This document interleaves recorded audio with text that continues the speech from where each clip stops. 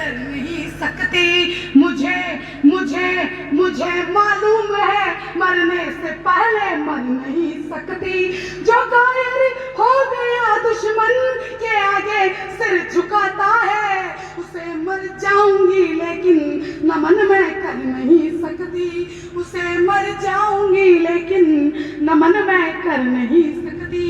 आदरणीय अध्यक्ष महोदय, निरक्षीर विवेकी निर्णायक मंडल और प्रबुद्ध श्रोताओं, आज मेरा परम सौभाग्य है कि मुझे आप सबके समक्ष एक ऐसे विषय पर संवाद करने का सुअवसर प्राप्त हुआ है जिसका संबंध भारत को विश्व गुरु बनाने का सपना और विश्व में शांति और न्याय की स्थापना करने का सपना संजोने वाली उस संपूर्ण मानव जाति से है जिसको अपना ख्वाब गर्दिश में कहीं गुम होता हुआ नजर। जैसा कि आप सबको विदित है, इस वाद विवाद प्रतियोगिता का विषय है विश्व शांति के लिए अहिंसात्मक विचारधारा ही हितकर है। मैं सदन की इस पूर्वाग्रह पीड़ित राय के विपक्ष में इसीलिए खड़ी हूँ क्योंकि यदि अहिंसात्मक विचारधारा होने से विश्व शांति संभव होती तो आज प्रत्येक राष्ट्र की सरहदों पर लाखों की संख्या में सैनिकों की तैनाती और आंतरिक सुरक्षा हेतु पुलिस प्रशासन की आवश्यकता ही नहीं पड़ती। महोदय, बेहतर होगा इस विषय को हम शुरू से ही शुरू करें।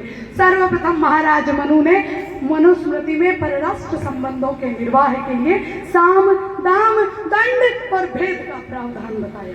तत्पश्चात अत्याचार का खात्मा करने के लिए आचार्य चाणक्य जैसे विद्वान, जिन्हें अहिंसा के महत्व का भली भांति ज्ञान था और जो स्वयं अहिंसा के बहुत बड़े समर्थक थे, अपने शिष्यों को अहिंसा का ही पाठ पढ़ाया करते थे, किंतु वातताई घनानंद का नाश करने के लिए उन्हें भी हिंसा का सहारा लेना पड़ा और उसी हिंसा की बदौलत राष्ट्र को एकता के सूत्र में पिरोया जाना संभव हो सका।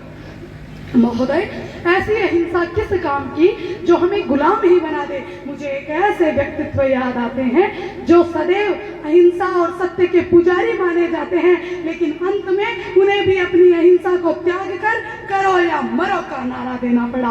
अहिंसा परमो धर्म। हमारे विपक्षी वक्ताओं ने बताया महाभारत का ये श्लोक, जैसा कि उन्होंने बताया अहिंसा परमो धर्म है। महाभारत जल रहा है, आग लगी है सीने में, भूख मरा सब व्यस्त है, खून जनता का पीने में। झूठ मूठ की बातों का पक्ष नहीं मैं लाई हूँ, झूठ मूठ की बातों का पक्ष नहीं मैं लाई हूँ। सारा विश्व चीख रहा है, चीख सुनाने आई हूँ। सारा विश्व चीख रहा है, चीख सुनाने आई हूँ। आदरणीय अध्यक्ष महोदय, सम्मानित मंच और पधारे हुए महानुभाव, जैसा कि हम सबको ज्ञात है, सदन की राय में विश्व शांति के लिए अहिंसात्मक विचारधारा ही हितकर है। निश्चित रूप से मेरा मत सदन की तर्क संगत और विवेक सम्मत राय के पक्ष में ही होगा। मंच के उस तरफ से मेरे विपक्षी वक्ताओं द्वारा लगातार एक ही बात को बार बार दोहराया जा रहा है कि हिंसा के बिना विश्व में शांति बरकरार रखना संभव ही नहीं है। महोदय, क्या वाकई हम कोई भी काम बिना हिंसा का सहारा लिए हुए नहीं कर सकते?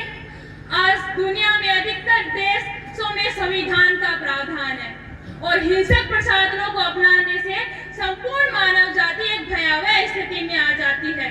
और यदि कोई एक देश केवल अपने लालच के लिए हिंसा का सहारा लेता है तो मैं अपने विपक्षी वक्ताओं को आगाह कर देना चाहती हूँ कि इस हिंसा की कीमत सारे संसार को चुकानी पड़ेगी।